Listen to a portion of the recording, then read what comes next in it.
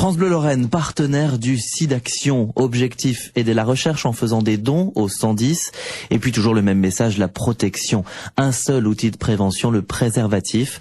Alors ça a l'air simple comme ça, mais il faut croire que le message ne passe toujours pas. Alors à Nancy, on s'est demandé pourquoi. Et la réponse s'est faite en un constat. Le message ne peut passer que si des jeunes parlent à des jeunes. L'invitée de France Bleu Matin s'est donc employée à les faire écrire et jouer.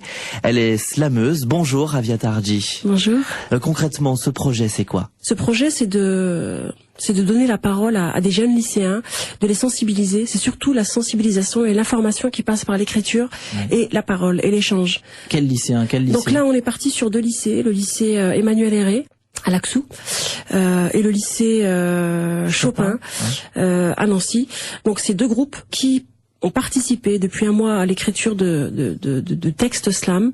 Donc le slam, j'insiste. Il y a une répète cet après-midi d'ailleurs. Hein. Il y a une répète cet après-midi, oui, à la salle Regraphe à 13h30. Entre 13h30 et 17h, on fait un petit filage où les jeunes, pour la première fois, se sont rencontrés, les 2 lycées, présenter leurs textes à l'oral sur scène. Donc c'est un gros... C'est un projet énorme. Et il y a Lynn Renaud qui va venir. La représentation, on va le dire, c'est le 9 avril. Ce sera justement à la salle Regraphe. À Nancy. À ne pas manquer. Oui. Et il y a beaucoup de projets, un aboutissement de quoi, de 3, 4 ans, ça fait longtemps qu'on y pense. On est entre 4 et 5 ans là, parce que ça fait on est parti sur c'est vraiment un gros projet. On n'est pas, il y a il y a tout le Corévichon Palardenne qui participe de manière aussi active que Hygiène et Santé de la mairie de Nancy, que Collectif SIDA, que l'association Slam Attitude dont je suis présidente. Ouais. Ça a mobilisé pas mal de personnes, donc tout seul on peut pas y arriver.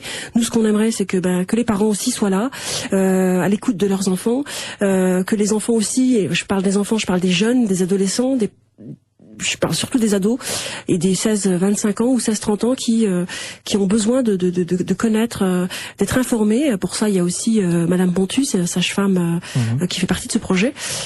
Et parce que c'est vrai que c'est un constat aussi d'il y a 6 mois, 1 an, on s'est dit on approche peut-être de la réalisation d'un vaccin. Ça n'est pas encore le cas, non, clairement. Non, c'est pas le cas. Il y a pas de vaccin. Les comportements ont changé. Les comportements ont changé, croyant qu'il y avait un vaccin. Non, il n'y a pas de vaccin. Il y a une protection, c'est le préservatif, la capote. Mais c'est vraiment génial parce que le slam, le contact, l'échange par par cette activité culturelle, en fait, par cette pédagogie d'écriture, les amène à prendre conscience. Il y a une conscientisation de cette micro-société qui est la jeunesse, quoi. Ce que je voulais dire, c'est que c'est important. J'ai rencontré dans toutes les écoles de Lorraine, toutes les écoles où je travaille, moi et mon équipe, parce qu'on est quand même une grosse équipe, on a rencontré plein de jeunes qui ont été victimes, que ce soit de comportements à risque style GHB, agression par exemple un toxico avec une seringue. On a rencontré plein de témoignages qui sont super intéressants, qu'on retrouvera dans les témoignages sur scène par les jeunes de Chopin et Héré.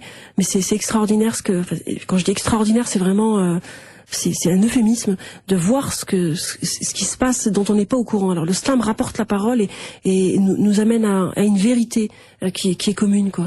C'est pas facile de parler de ça à la maison. C'est pas facile. La sexualité est devenue banalisée. Elle est banalisée. Hein. Partout, on voit des clips, des machins, tout ce que vous voulez. Les jeunes voient vraiment ça comme c'est banalisé, mais certains n'arrivent pas à communiquer ou à parler de leur sexualité, ce qui n'est pas facile. Hein. En fait, c'est quand même c'est très personnel. C'est très personnel de parler de ça à ses parents et là, on arrive à joindre enfin les 2 bouts par ce spectacle. Alors nous, on demande bien sûr aux jeunes de venir à ce spectacle le 9 avril à 20h à la salle Regraphe. On a toutes les infos sur bleusudlorraine.com, c'est sûr. Ravia Tarji, vous êtes l'invité de France Bleu Matin parce que vous maniez les mots à travers des livres, à travers des CD. Il y a un album aussi que vous allez sortir. Il y a des actions qui sont prévues au mois de juin autour de la fête de la musique. On en reparlera dans le détail. Le temps nous manque ce matin, mais s'il y avait 3 mots que vous voulez choisir ce matin pour sensibiliser les auditeurs de France Bleu Lorraine qui sont là, la voiture, dans la salle de bain, je ne sais pas, quels seraient ces mots? Si t'as le slam dans la peau, tu le sida par les mots. Ravia Tarji, slameuse, bravo pour votre implication, merci beaucoup. Rappelons qu'il est important d'aider la recherche à hauteur de ses moyens en composant le 110, le SIDAction, donc vous pouvez vous connecter également sur bleusudlorraine.com pour donner. À venir, dans moins d'une demi-heure sur France Bleu Lorraine, notre invité, le professeur May du CHU de Nancy-Brabois, on évoquera une nouvelle fois le fléau du sida.